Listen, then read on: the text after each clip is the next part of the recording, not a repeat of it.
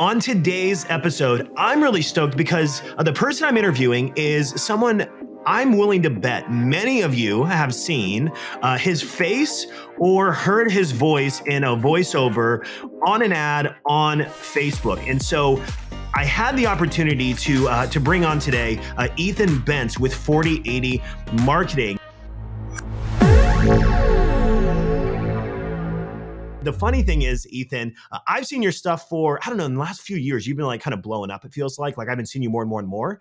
And so I've gone through a lot of your stuff. I've looked at a lot of your stuff. And then by happenstance, it was perfect timing because we work with a client that is now working with Ethan's team. And so we've kind of joined forces. And as soon as I saw the 4080marketing.com email come through, I forget who on your team was on it. It allowed me to say, oh my gosh, can I interview Ethan? And it was a solid thumbs up. So here we are, Ethan. Yeah, man. Glad to have you, man. Thank you for having me. First off, a pleasure, of course.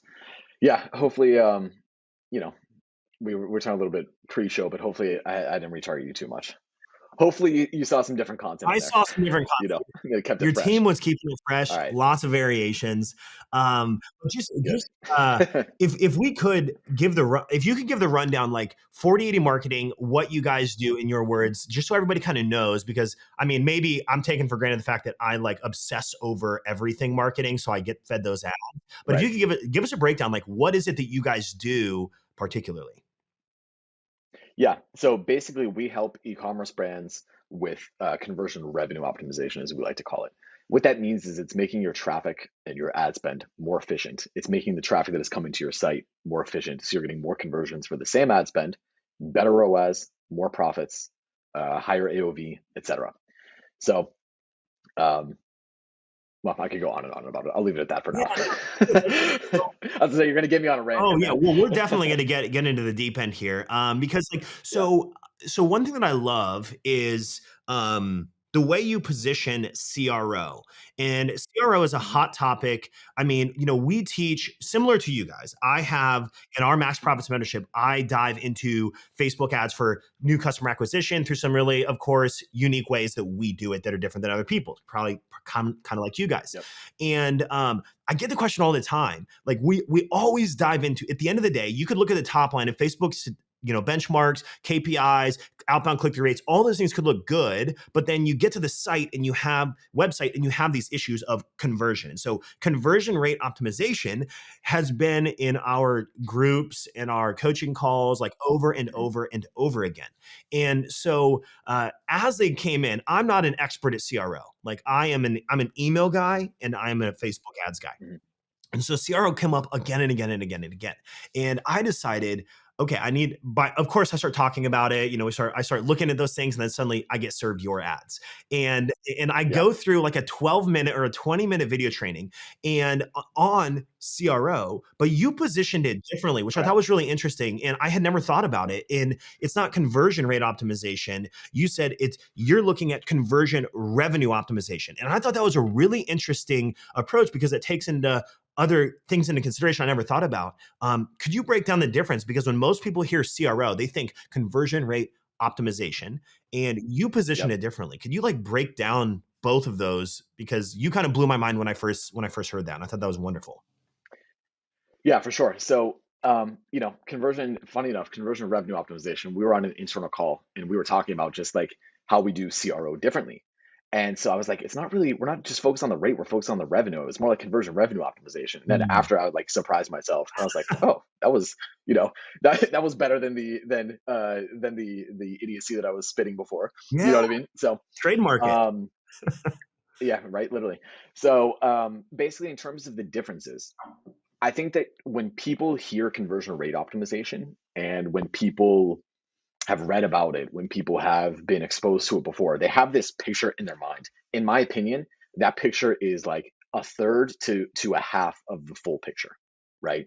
So conversion, this is not like this is not like a Jay-Z death of autotune scenario. It's not like death to CRO, death to conversion rate optimization. It's just that there's a much bigger picture that people don't factor in. So conversion rate optimization, the perception in the market, what do brands think of when they hear conversion rate optimization? They're thinking like, oh, let's change the font. Let's change the color of a button.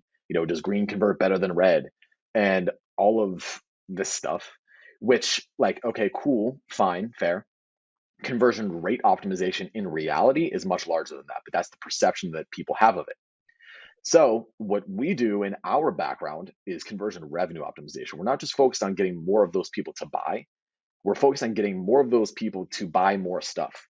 We're focusing on direct response marketing principles, copywriting, old school stuff, right? Eugene Schwartz stuff, Ogilvy stuff. Mhm.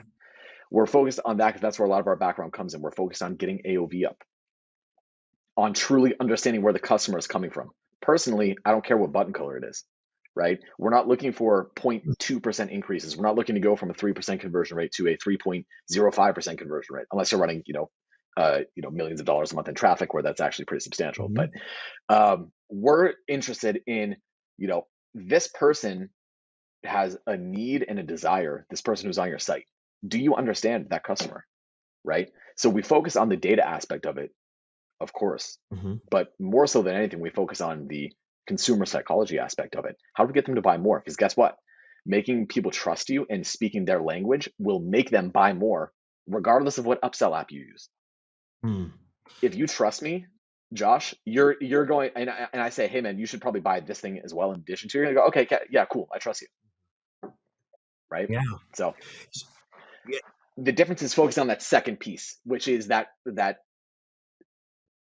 copywriting piece and the upselling, the positioning of memberships, the positioning of subscriptions, lifetime value, Mhm. different segments of your customers.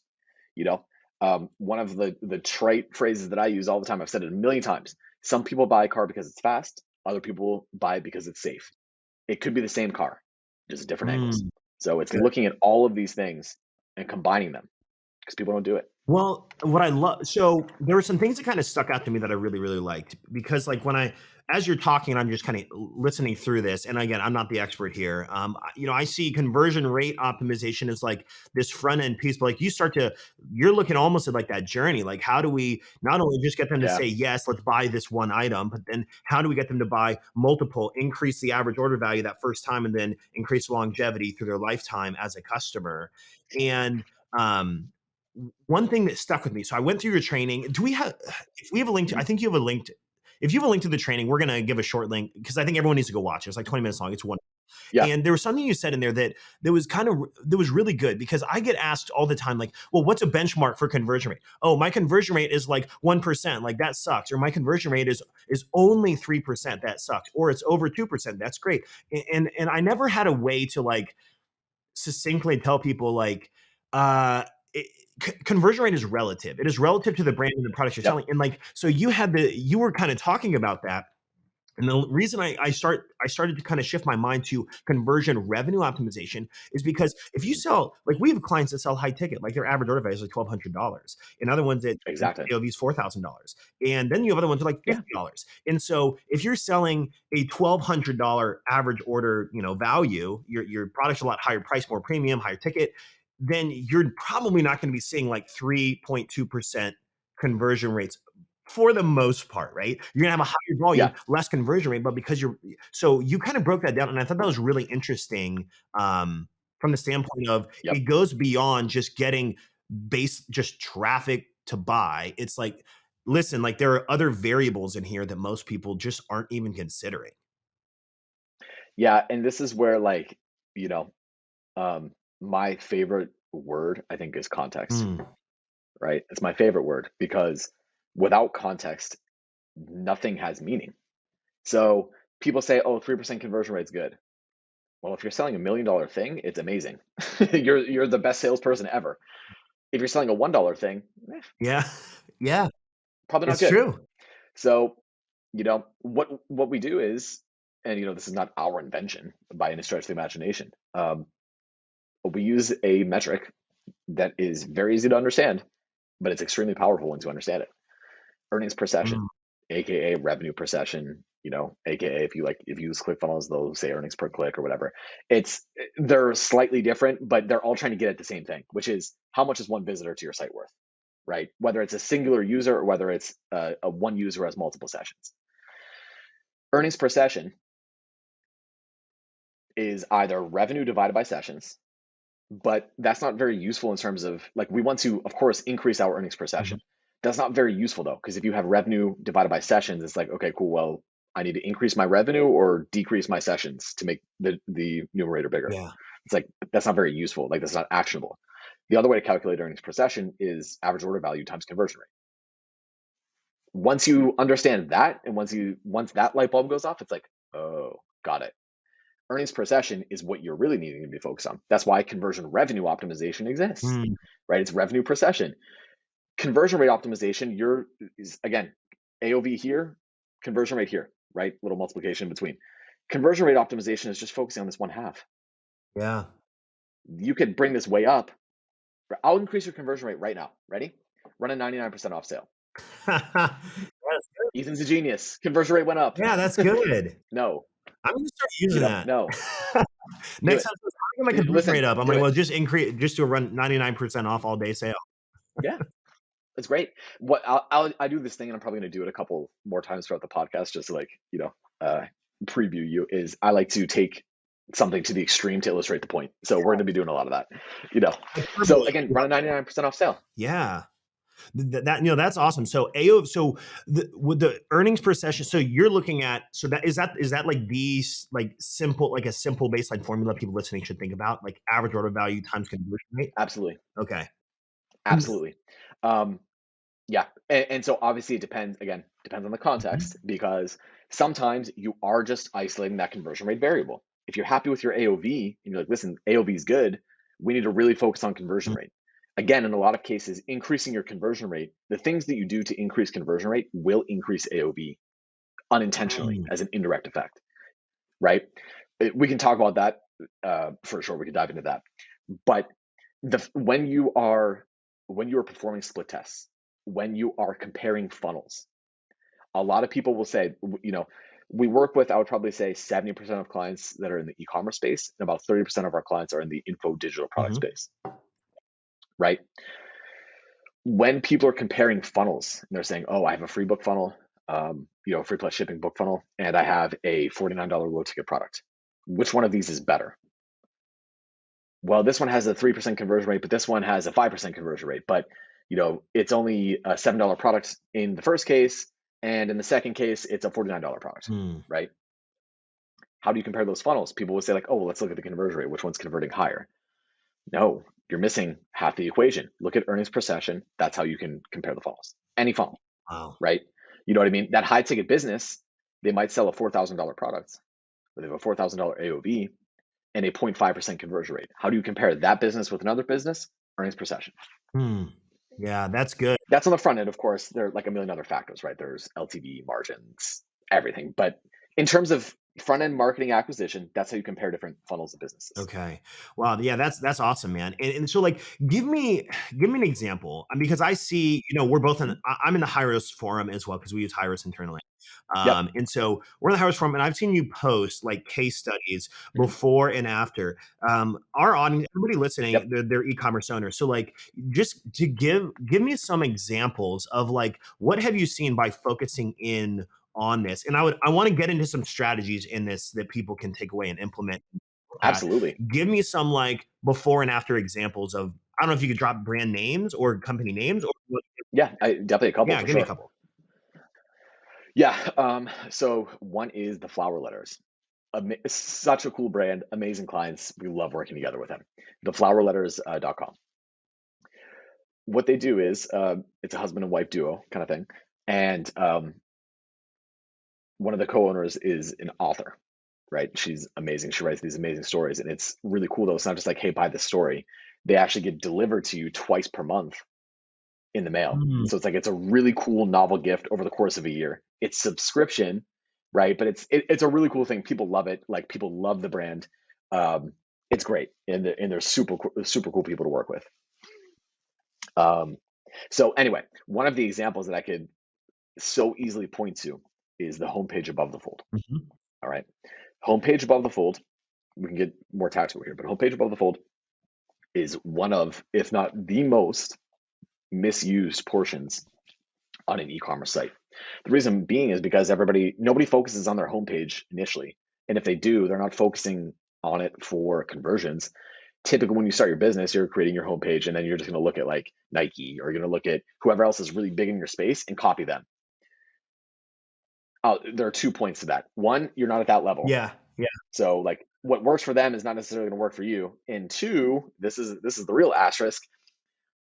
90% of plus of brands have not split tested properly. Hmm. What do So you mean? what's working for them might not even be really working. Okay. I got you. They just threw They it up. just did it and they got to that point and you think, oh, they got here, so they must know what they're doing. Yep. We work with multi 8-figure businesses up to 50, 100 million a year. They're not, a lot of them are not split testing You properly. know, that's actually a funny concept in and of itself. I hear that all the time. So, Yep. like, we work with some clients that have forwarded me emails from competitors, and they're just like, because we do email, we like do email marketing Sure. for some clients, Yeah, and right. so they'll forward it and say like, "Hey, look what XYZ company is doing." I'm like, "This looks, first of all, it's hideous to me, but second of all, so I don't know, like, Yeah, right. how much revenue did this What's do? the data? Our dollars per recipient, like, dude, we're pulling like $7, $8 a month per person on our list, which is above Yeah, it's par. insane. Like, we're crushing it. They could be Yeah. sucking, and that's just what you forwarded. You know, it's Yeah. interesting to think about That's I know. And so the really, at least in, from my perspective, we see into a lot of brands. That's the cool thing about an agency. that. That's the cool thing about working with clients is you see into multiple brands across many industries, and you see the internal happenings of companies, right? So you see like, oh, you know what? Like this brand, it looks really cool, but actually there's not a lot of infrastructure here that has been tested, or actually their ad account doesn't look too great whenever they came on, or whatever, whatever the case actually is, or in your guys case, like actually no, their email flows were not set up Mhm. properly. XYZ. Just because it looks cool or looks good does not mean that it's Mm. working. That's like a big lesson that people need to understand. But again, as humans, I think we all fall into this. I fall into this, which is like, wow, that looks really cool. You know what I mean? That looks great. Listen, I'll tell you right now, we win maybe 50% of split tests. Mm. And when I say so, let me rephrase that. We Yeah, we win, but winning has a bar associated with it. Of course, it's not just like, oh, we had like a 1% improvement. That's not going to work. You know what I mean? And am I the omniscient marketing deity? No, but we've worked with multiple hundreds of clients, bunch of ad spend, hundreds of $1 million in revenue, so kind of know what we're doing Yeah. slightly. Um, and we're still 50 Mm. 50. So That's good. So on the flower letters, and I have it pulled up. By the way, the sure. flowerletters.com, everyone go check this out. This is a gorgeous above the fold looks. Yeah, go buy stuff if you want to get gifts. Support them. Actually, you know what though? I'll send you our split test variation links, and then you guys can help Oh, us yeah, that's awesome, help man. us beat some Cool. out. No, I'm kidding. So, okay, so before and after, what kind of results did you see from Yep. these shifts? And you said you only made above the fold changes or the whole page? So there's one test in particular that I'm thinking of, and actually probably the one that you might have seen. To be honest with you, is homepage above the fold. There are a couple changes um, that are, in my opinion, critical. Okay, let me asterisk and preface one more thing with this, which is in conversion revenue optimization, we look to get the change first and figure out why it worked after. Conversion rate optimization, typically, historically, people are like, oh, let's change one thing and isolate a variable at the same time. Mm.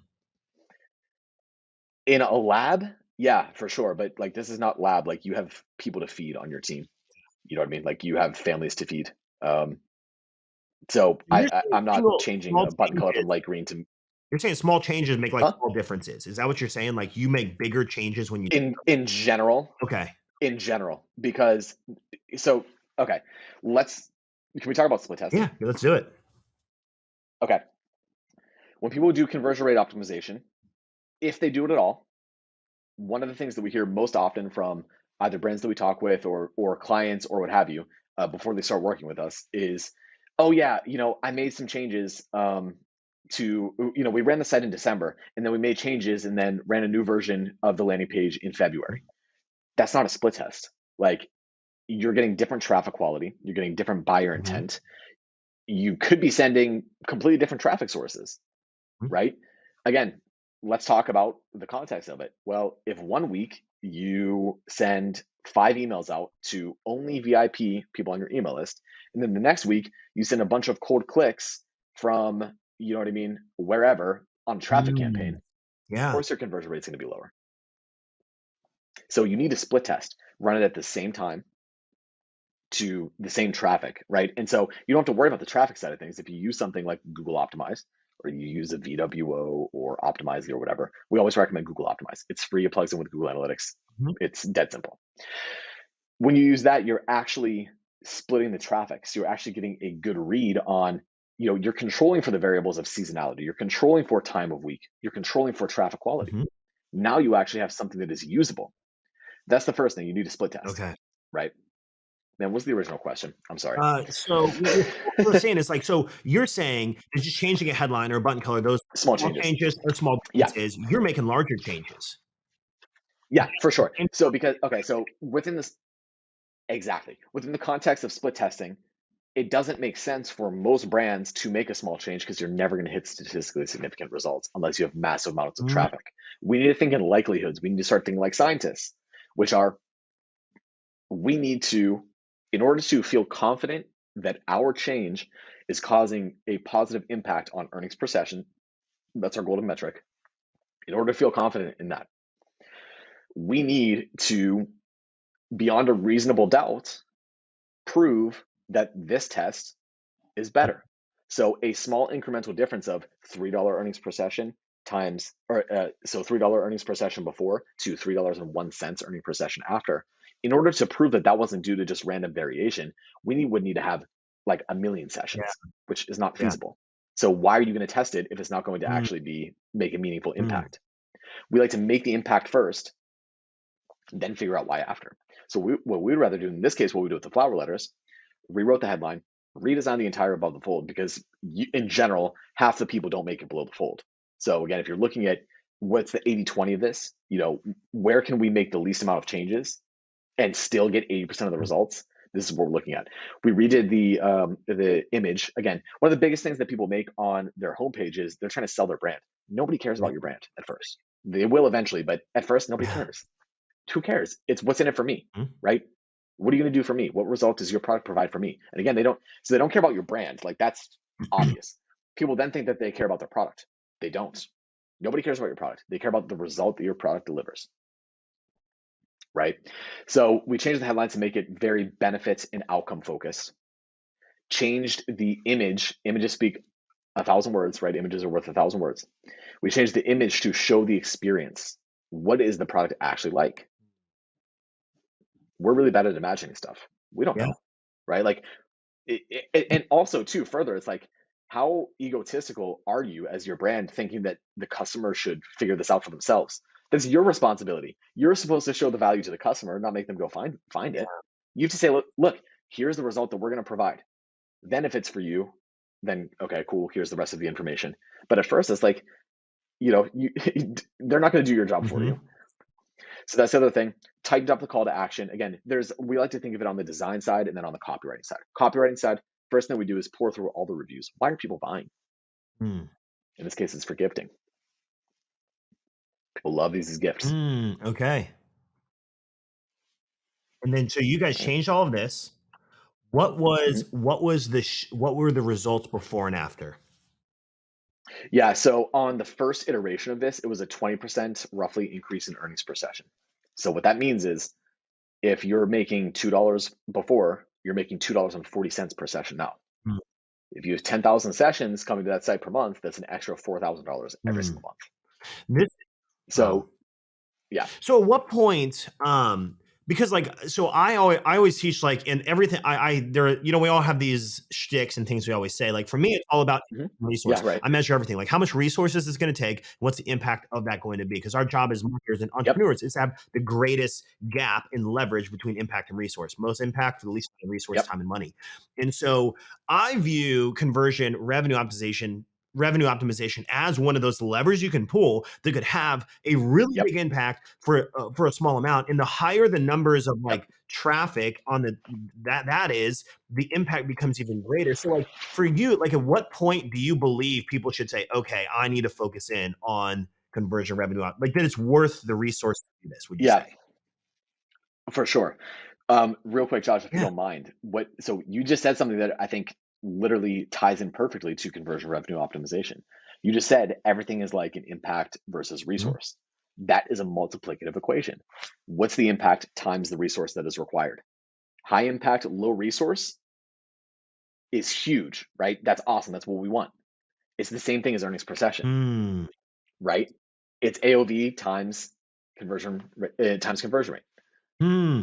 I might have to start It all ties I back in. might have to change my equation a little because those are the 2 elements, but I've never figured out the equation for that. You're right, it'd be that times that. And so I said times it should be divided, but it's still the same principle because it's really times, and because resources, we want resources to be low, so it's really it's impact times 1 over One okay, resources, yeah, right? Because we want that to be low. So if resources are lower, that makes the entire thing bigger. You know what I mean?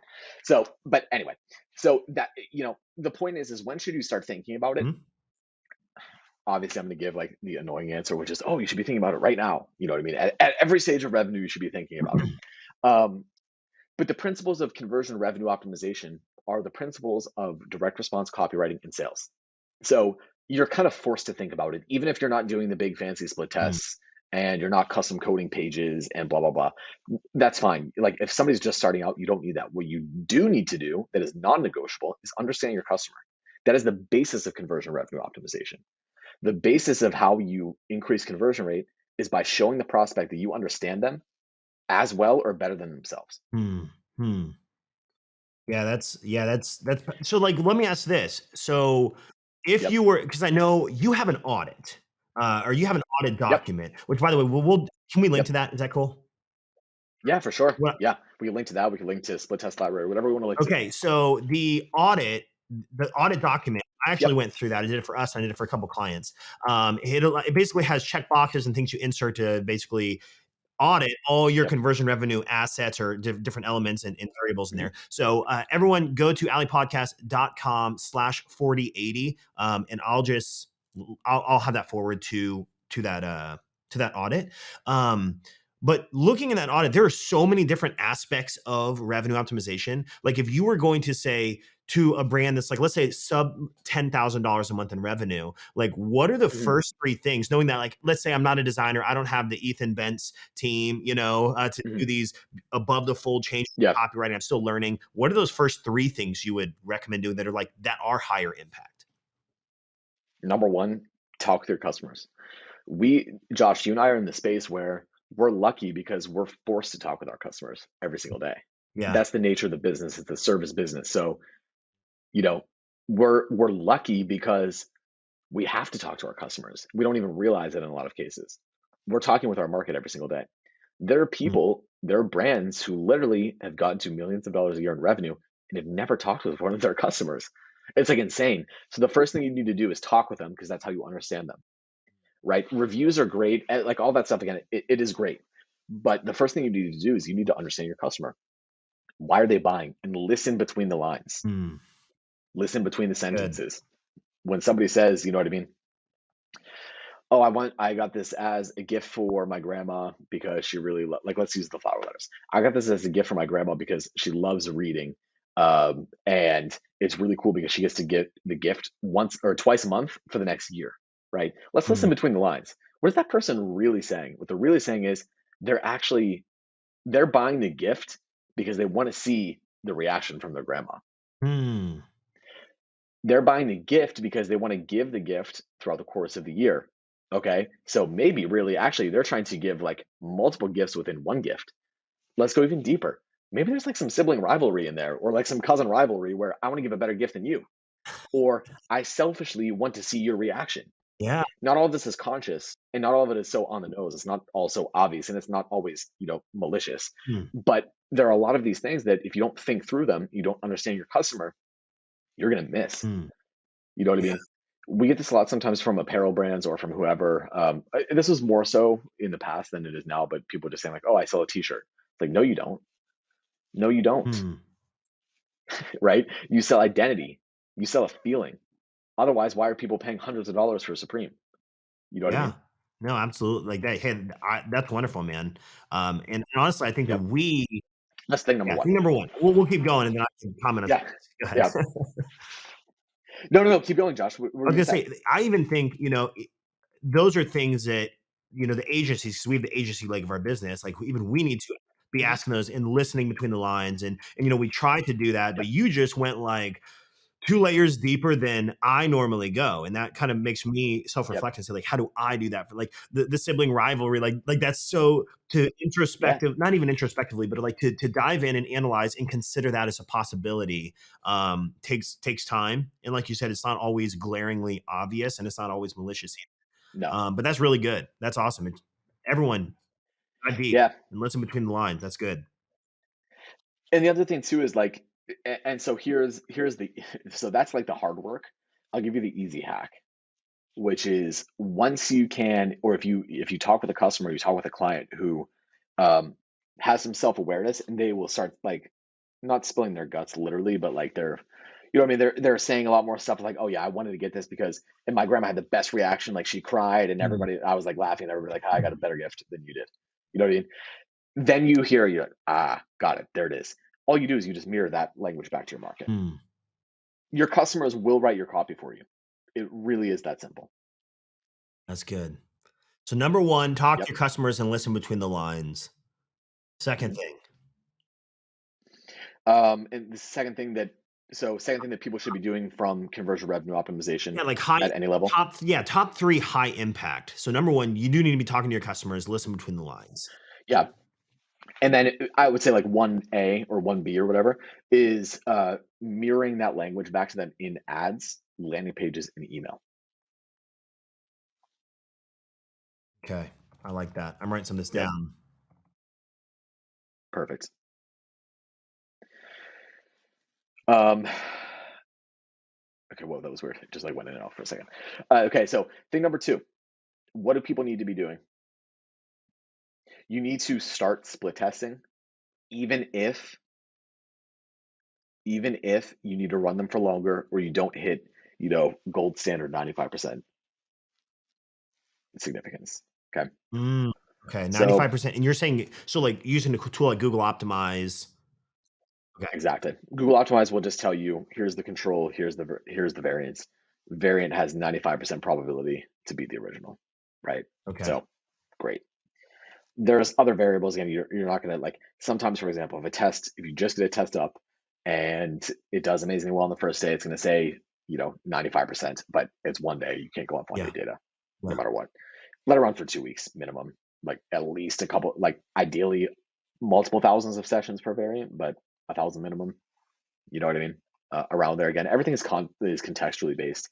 I don't. That's why I like principles. I don't like hard and fast rules because if you just use hard and fast rules, then you start to play like well, this only had 997, or this had 1,023, and it's 94% probability to be best, so we can't run it. It's like, okay, come Yeah. on, you know what I mean? And I say this as somebody who was a statistics major in college. So This is all okay, this is all coming together now because you are all about yeah. statistical significance in numbers, and this is Oh all yeah. coming it makes sense why you think like this. Okay. You're like, "Oh, yours is like impact times 1 over resources." And I'm like, "I dropped I'm a out math after nerd. 9 Yeah. weeks." So Okay, got you.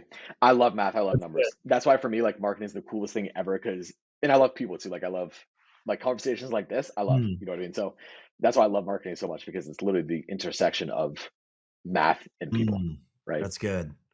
So talk to Yep. customers, listen between the lines, start split testing, even if you have to Mhm. run them longer. And you said Mhm. 95% is the goal number probability to beat, multiple thousands, Yep. 1K minimum. What's the third thing? High Yep. impact CRO changes somebody should do. Um, make big changes, Mm, especially if you have low sessions. You need to make big changes to see big results, or to see big differences. And listen, this is what I'm saying. Remember when I said that we win about 50% of tests? That means that we either tie or lose the other 50%. That's a good thing. You want to be swinging for the fences with mm, CRO. So don't just change. Now, okay, again, asterisk, don't change your entire site and then put the new site up and not split test it. Don't do that. You're going to waste so much time. High resources, potentially high impact, but very high yeah. resources, right? So next thing, like I said, I would test your homepage above the fold. I would test your collections page. I would test your cart. Mhm. I would test your product pages above the fold. Navigation banner, menu. These are all things that you can test. And again, we can dive into specifics of what you should be testing if you want. I'll try to keep it. I'll give like two suggestions. I'll give one if you don't have a developer or designer. And then I'll give some examples if you want, of course, of if you do have those resources available. Okay. Let's hear it. Okay, so sorry, I typed a couple things down Cool. here. So developer Yeah. or in designer, or if you don't. Mhm. Yeah. Okay. So if you do have them, let's look at the lens um, of your menu. Or no, let's pick a product page above the fold. Mhm. So if you do or don't have a designer, if you don't have a designer slash developer, feel free to use something like Gem Pages, Zipify, etc. We love all these tools. Drag and drop is fine because I promise you, it's not the tool that you use; it's what you say. There was something that I said a couple weeks ago, and it was everybody has the same Facebook ad account. Everybody has the same Shopify, right? Everybody's Facebook ad account looks the same when you log in. What's the only difference? Who you're advertising to, what you're showing them, and where you're sending them. It's annoying because it's like, oh, well, I want there to be something, but there's not. Yeah. There's no thing. You know what I mean? Or rather, the things are within those three variables. So use the Zipify, use the Gem Pages, what have you. You know, um, you want to get your calls to action above the fold. If you don't have a designer and developer, and you're like, oh man, I really wish I had those things, or I wish I had the resources, don't. I promise you, because you're going to be forced to dig deeper on the copywriting side of things, which is really what makes people convert.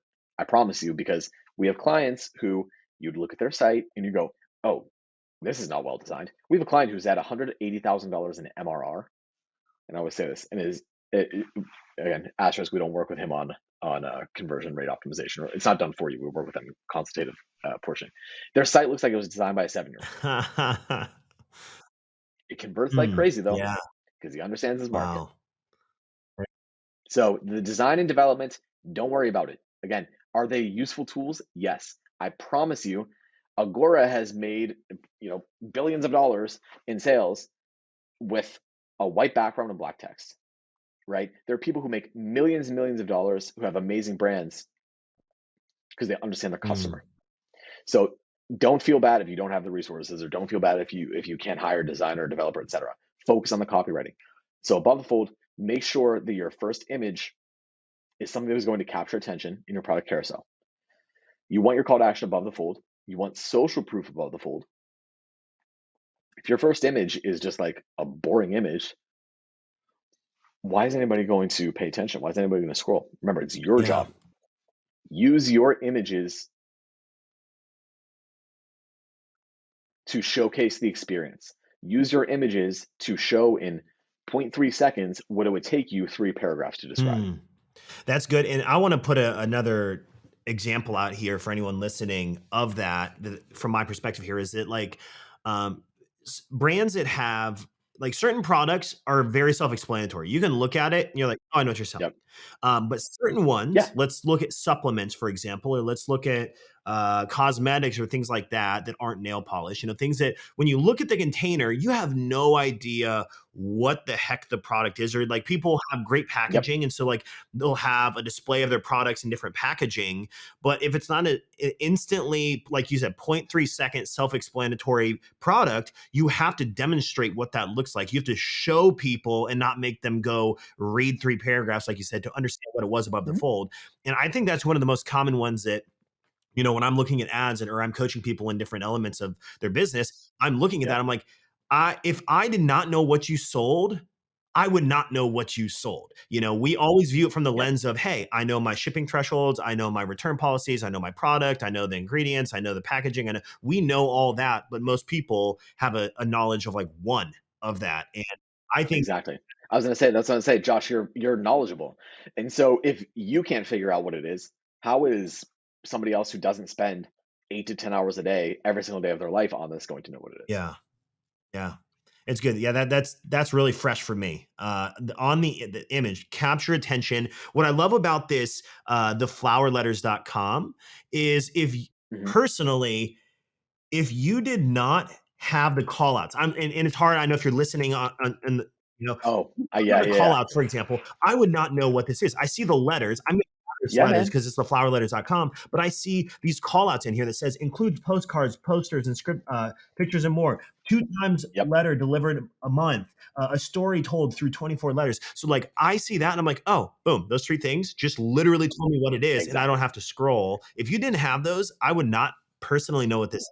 This is this is one of those products that it requires explanation because it's a unique product. Again, that's what makes it sell so well, and that's what makes people love it is because it's unique. But you also need to do your job of explaining what the product Mm, is. So, Josh, I'm assuming you're on the homepage above the fold, right? So, if you're on the homepage above the fold, you pretty much have all the information you need to make a buying decision minus the price, yeah, yeah, right? So, if you're looking for a gift, you're seeing this and you're saying, okay, yeah, no, I know who would like this. I'm a little unclear on a couple things. What are the stories about and how much is it? yeah. Wow. So you have pretty much all the information that you need above the fold on the homepage. We're weeding. You could weed people out right there. Yeah, that's good. I see the You social know, are they proof, interested or not? 4.9 stars, 30K happy customers, Yep. $500,000 delivered. Yeah, this is good. I mean, obviously you guys have validated that. But I Yeah. wanted to throw that Now, out because I talk to a lot of people that it's like, oh, well, I have this gorgeous box packaging or, container, whatever it is. I'm like, is that jam? Is that jelly? Is that peanut butter? Is that moisturizer? Is that like, you don't know. You no one have, and cares, and no no one one cares. cares that your packaging is No gorgeous. one They cares. care what it does for them. Nope. Right. Again, once they've bought and once it Yeah. arrives, sure, because then people are going to be saying, "Oh, this is quality," and blah blah blah Yes. blah. Before, nobody That's cares. good. So, No one okay, cares. so I did have a question. So on the page, and Yeah. I had this question for you beforehand. On the page builder, so you're running Cool. split tests, you're using Google Optimize. If anyone's not Mhm. familiar, could you give them the 30-second rundown of Google Optimize? For sure. Google Optimize ties in with Google Analytics and Google Tag Manager. So what Google Optimize does is you input, a URL, for example. You say, hey, listen, I want to split test my homepage. So you just put in your homepage. At that point, you can either all it does is that it's going to send half your traffic to one variation, half your traffic to the other variation. You could switch this up. You could have multiple variations. You could do an A, B, C, D test. You could send 20% to one variation and 80% to another variation, etc. None of that really matters at first. If you've never split tested before, don't worry about any of that. What you need to do is you need to start split testing changes. So what it'll do is it will route that traffic and split it. It will show, half the people one version, half the people another version. When they come back, they're going to see the same version. All right. So it's an experiment. Google Analytics will track the revenue and again, I don't want, this isn't just for e-commerce. You could use this for a lead funnel, whatever, right? Just whatever goal you set up in Google Analytics. It will track all the way through and then report back to Google Analytics. So this will tell you, your control had $2 earnings per session. Your variant had $2.40 earnings per session. That's a 20% improvement. And it had this many sessions, and here's the percentage probability that it is likely to be best. Awesome. Thank It's really simple. Like it's not rocket science. That's the beauty of it. It's what's mind blowing to me is that it's free, and it integrates Yeah, with GA, and you can see it in there. And I did have a question on that. it's dead simple. I did have a question on that. So if someone's using a page builder, Mhm. a lot of our clients are using either Gem Pages, Shogun, Yep, Zipify. If they're using a yep. page builder, do you run split tests within the page builder, or do you use that within Google Optimize still? So Google Optimize personally Okay. because we like it more than Google Optimize because one, it keeps everything centrally Yeah. located. So certain things you can't really do within a page builder, or rather, they're better done just directly edited in code within Google Okay. Optimize. So if you want to um, if you want to test specific changes like on a page while not building an entirely new page, so you want to test the font size. I'm making a dumb example. Don't Mhm. test your font size. Or if you do test your font size, make it a part of a bigger test. If you want to do that, it's not necessarily worth building an entire new page for that. You could just directly edit that within Google Optimize, and it's to make things faster too. So use Google Optimize regardless of Okay. what you do. Even if we would test like Zipify, Shogun, Gem Pages, Mhm. etc., we're still running it within Google Okay. Optimize. Gotcha. Gotcha. So the first Yep. part, even if you use drag and drop, that's fine. CTA is above the fold. Focus on Mhm. copywriting, Oh, capture absolutely. attention, social proof.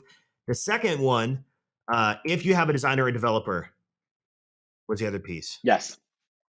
This is where you can get, in a lot of ways, a lot better results. Really, what it does is I would say that it magnifies that first part. Okay. So, as an example, you're on the flower letters right now. They're above the fold. Those little call outs that you see on the image, a designer did that, right? Hmm. Developer puts that into the test, puts that into the site, right? Coding changes, making the page faster. Developer's going to do that. Maybe you want the button to look a very specific way and you're trying to wrestle with Zipify or Gem Pages or whatever. Hmm. Well, you don't need to, because you could just have a developer custom code it in to your exact specifications, Mm. or rather to the designer's exact specifications.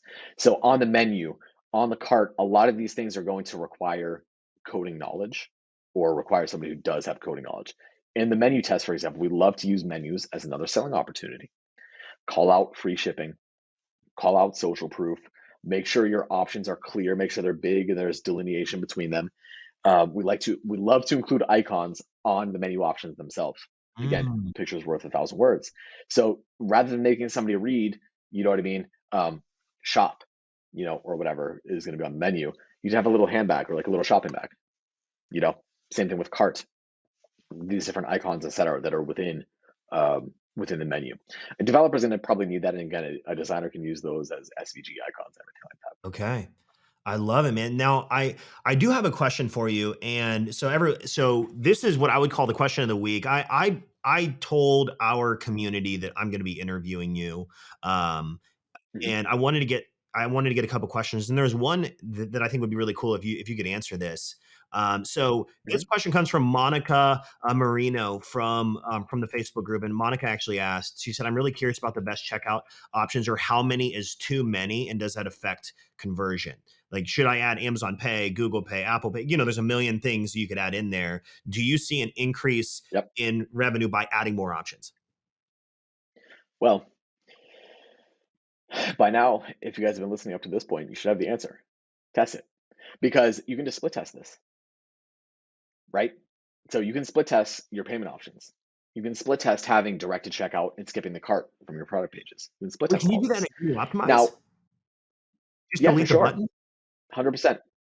Yeah, like on your product pages, you can delete the button. Now on Shopify, okay, so look, if you don't have Shopify Plus, you can't edit Yeah, yeah. I checkout. was gonna say.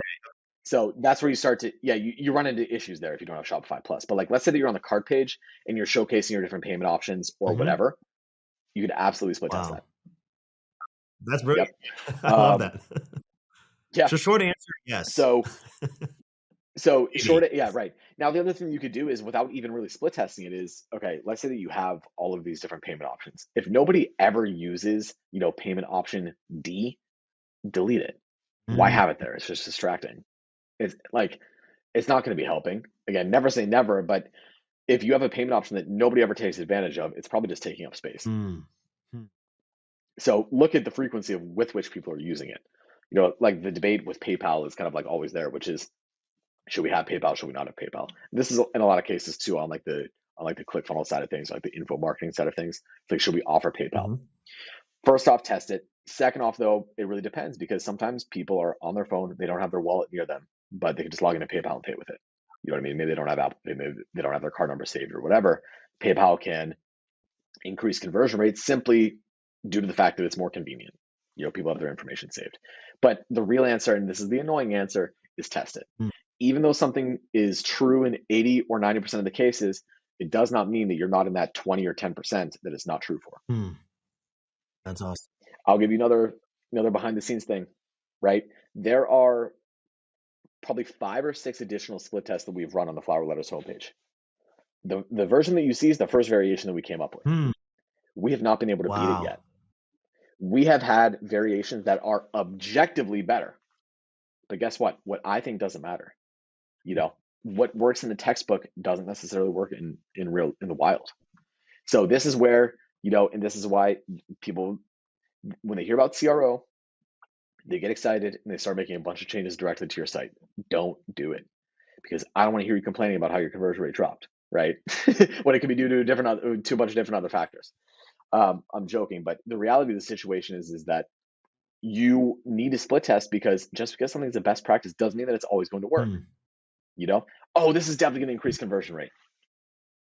I Trust me, every test that we run because we think it's going to increase conversion rate, and half the time it doesn't. Yeah. That's good. And again, I should say earnings per session, but We, you know, this all what you just said falls in line with something that we believe in, one of our philosophies, and something I say over and over and over again, and that is that marketing is a mathematical equation, not an emotional decision. And I think too often we all get yep, wrapped up in this emotion of, oh, it's so pretty, and it's like my baby, I and I like it. love it. And I love all my kids equally, and this Yeah, product is the same as this product, yep. and so we have like all this emotion wrapped up in it. And you're saying, let the chips fall where they fall. Let the data tell the story. Half the time you're going to be right, and half the time you're going to be wrong, and you need to trust. And it's that, and also too, it's mathematically better for you to be wrong half the time. Mm, Proven. Here's why. Guess what? Let's talk about split testing. You're going to call a loser, right? You're going to say like, "Oh, you know what? This test didn't win." You know, version A had $2 earnings per session. Version B had $1.90. That didn't win. You end that test and you go back to your $2 earnings per session version. mm, Let's say you ran it for a week. You've lost 10 cents per session per week for a week, right? How about this? You now run a split test, $2 version versus $2.40 version, right? The variation won. Now you set that $2.40 earnings per session version live. mm, Now you're getting 40 cents extra earnings per session for the next 12 months. You lost for 7 days, you're winning for 12 months mm, or 18 months or 2 years. Every session you're getting 40 cents more. So this is where you have mitigated losses and unmitigated wins. This is what every investor or gambler or whatever you want to call, you know what I mean, people who have made that their profession, this is what they look for. You have mitigated downside. And usually in CRO, losses are not losses, they're just not wins. mm, It's that they tied, right? Or it lost a little bit or it won by a little bit, but not enough to be due to factors other than random variation. So you have unmitigated or you have mitigated losses. You're going to lose for a week or rather not win for a week. But when you do win, you win big and for a long time. So it's kind of like what VCs would do when investing in startups. They expect 90% of them to lose money, to never see a penny back. But they know that 10% of them or 5% or 1% are going to be unicorns mm.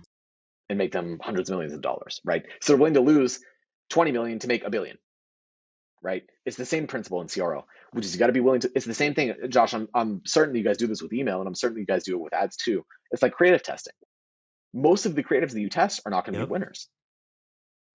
You don't want them to be winners, right? Because if every single thing that you're testing is a winner, you're not testing radical things enough. You're playing safe. You're playing in this middle zone of like, oh, we're getting a 10% improvement, 20% improvement.